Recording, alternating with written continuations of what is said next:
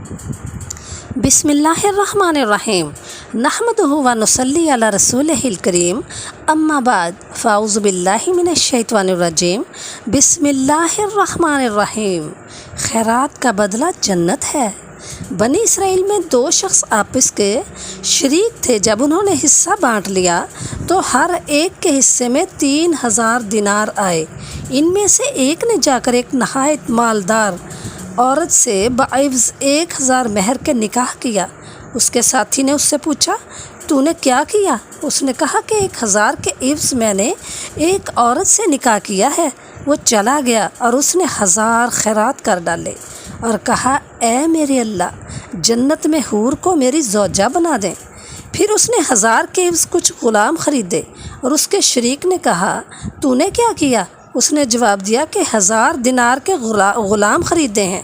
وہ چلا گیا اور اس نے جا کر 1000 خیرات کر دیے اور کہنے لگا، اے میرے پروردگار، فلاں نے 1000 کے غلام خریدے ہیں اور میں اب سے جنت میں غلام خریدتا ہوں۔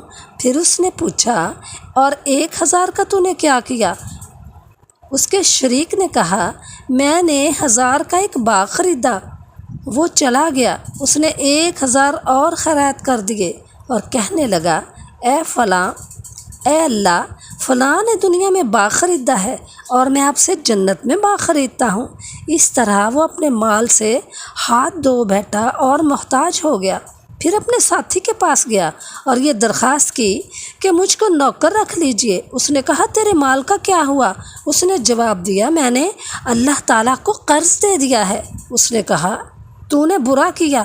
اس نے جواب دیا، شاید ان لوگوں میں سے معلوم ہوتا ہے جو کہتے ہیں کہ جب ہم مر جائیں گے اور خاک اور ہڈی بن جائیں گے تو کیا پھر بھی ہمیں جزا ملے گی؟ یعنی ہم سے محاسبہ کیا جائے گا۔ پھر جب دونوں کا انتقال ہوا تو اللہ تعالیٰ نے دونوں کے حال کی خبر دی کہ خیرات کرنے والا تو اپنے مال کے پاس پہنچ گیا۔ پھر اس نے کہا، میرا تو ایک دوست تھا جو کہا کرتا تھا کہ تو بڑا خیرات کرنے والا ہے۔ پھر اللہ تعالیٰ کا ارشاد ہوگا، کیا تم لوگ جھانک کر دیکھو گے؟ اس کے بعد اس نے جو دیکھا تو اس کو جہنم کے درمیان دیکھا اور اس سے پکار کر کہا، اللہ کی قسم، تو نے تو مجھے بھی ہلاک کر ہی ڈالنا تھا۔ اگر میرے رب کا فضل مجھ پر نہ ہوتا تو مجھے بھی یہاں حاضر ہونا اور عذاب بھگتنا پڑتا۔ حضرت داؤد علیہ السلام کے زمانے میں ایک بڑھیا تھی۔ ایک روز اس نے 3 روٹیاں خیرات کیں اور وہ آٹا پیستی تھی۔ ہوا سے اس کا آٹا اڑ گیا۔ اس نے حضرت داؤد علیہ السلام سے کہا، میرا اور ہوا کا فیصلہ کر دیں۔ حضرت داؤد علیہ السلام نے اس کو 1000 درہم عطا فرمائے۔ حضرت سلیمان علیہ السلام نے اس بڑھیا سے کہا، واپس جاؤ اور میرا فیصلہ پھر سے کیجیے۔ وہ لوٹ آئی۔ انہوں نے 1000 اور اسے دے دیا اور پوچھا کہ تجھے واپس آنے کے لیے کون کہا کرتا ہے؟ اس نے کہا، داؤد علیہ السلام نے انہیں بلا کر سبب دریافت کیا۔ انہوں نے کہا، فیصلہ کرنا واجب ہے اور خیرات دینا تیرا ہے، اس لیے تبرہ ہے، اس لیے واجب اولا ہے۔ چنانچہ حضرت داؤد علیہ السلام نے ہوا کو طلب کیا اور اس سے دریافت کیا، کیا تو نے اس کا آٹا اے ہوا، تو نے اس کا آٹا کیوں برباد کیا؟ اس نے خازن باد کا نام لیا۔ خازن نے حضرت جبرائیل علیہ السلام پر ذمہ داری ڈال دی۔ حضرت جبرائیل علیہ السلام نے میکا علیہ السلام پر اور میکا علیہ السلام نے رب العالمین پر۔ پھر اللہ تعالیٰ نے فرمایا، اے جبرائیل، داؤد کو اطلاع دو، میں نے کچھ عبث نہیں کیا۔ ایک چوہے نے ایک جہاز میں سوراخ کر دیا تھا جس سے کشتی ڈوبنے کے قریب آ لگی تھی۔ میں نے ہوا کو حکم دیا تو اس ہوا نے آٹے کو اہل جہاز کے پاس جا ڈالا۔ انہوں نے اس سے سوراخ کو بند کر دیا اور یہ ان کی نجات کا سبب بن گیا۔ اے داؤد، جہاز میں جو کچھ ہو اس کا تہائی بڑھیا کے لیے لے لیجئے۔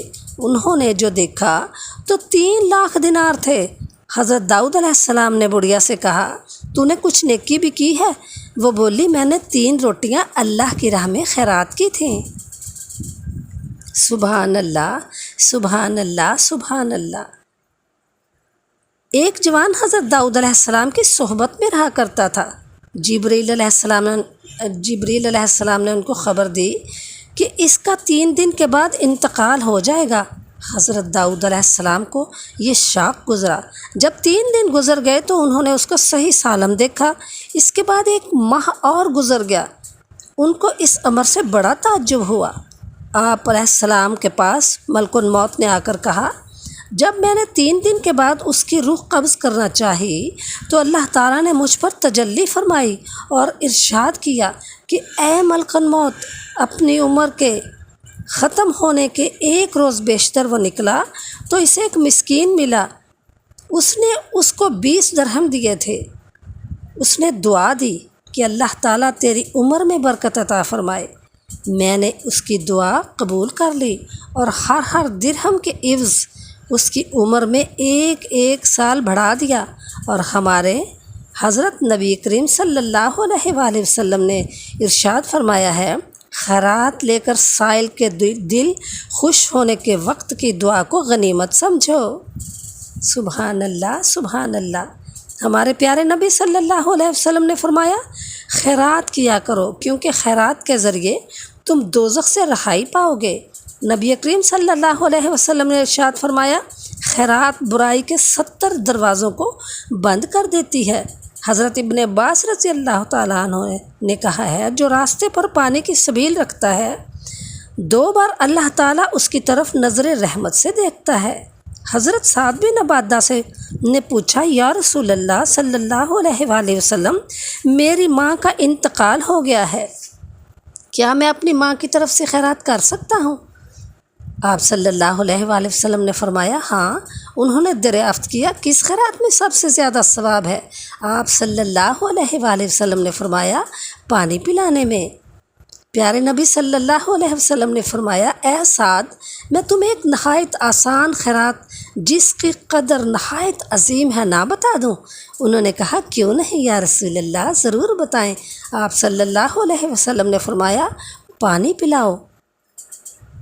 حضرت نبی کریم صلی اللہ علیہ وآلہ وسلم نے فرمایا، بخار جہنم کی لپٹ سے ہے، اسے پانی سے ٹھنڈا کرو۔ حضرت ابن انباری رحمۃ اللہ علیہ نے کہا کہ اس کے معنی یہ ہیں کہ اس کے لیے پانی خیرات کیا کرو۔